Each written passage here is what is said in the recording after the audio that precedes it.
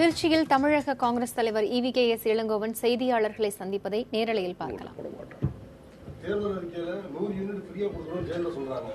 ஆனா அதே மத்திய மின்துறை அமைச்சரா இருக்க மத்திய இணையமைச்சர் பியூஷ் கோயல் வாய்ப்பே இல்லைன்னு சொல்றாரு. இதுதான் உண்மை.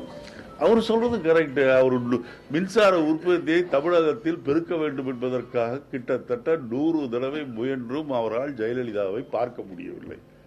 அப்படி அலட்சியமாக இருக்கின்ற ஒரு ஜெயலலிதாவால் போதிய மின் உற்பத்தியை செய்ய முடியுமா என்ற கேள்விக்குறி அவருக்கு ஏற்பட்டிருப்பது நியாயமானதுதான். ஏனென்றால் அவரே சொல்லி இருக்கின்றார், I have been trying to get in touch with her for the more than 100 times. I could not get in touch. I could not get an appointment with her சொல்லியிருக்கார்.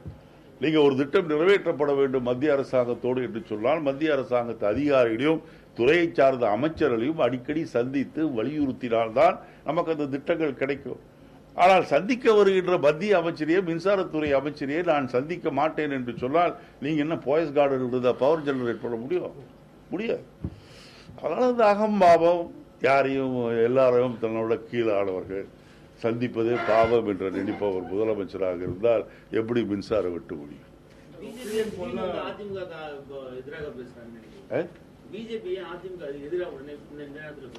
பிஜேபி நாங்க இருக்கிறோம் அப்பப்போ காமிக்கிறோம். தவளை கத்துது இல்ல அது மாதிரி அப்பப்போ நாங்களும் இருக்கிறோம் ஏதாவது சொல்லுவாங்க. பிஜேபி எல்லாம் நோவேர் இன் தமிழ்நாடு எலெக்ஷன்.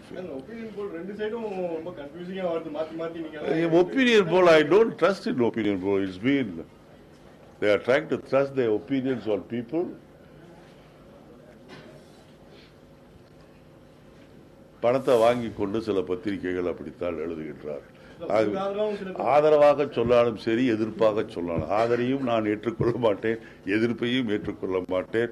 ஏனென்றால் எனக்கு நிச்சயம் தெரியும் 234 மிகப்பெரிய வெற்றி எங்கள் கூட்டணி அடைய வேண்டும்.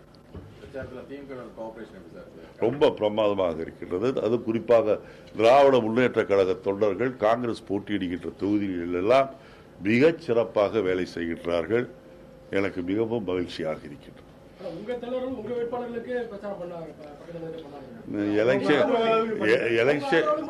எலெக்ஷன் டைமா போச்சு. நீங்க கேட்கிற கேள்விக்கு நான் ஏதாவது சொல்ல தப்போம். எலெக்ஷன் முடியிட்டு நான் சொல்றேன்.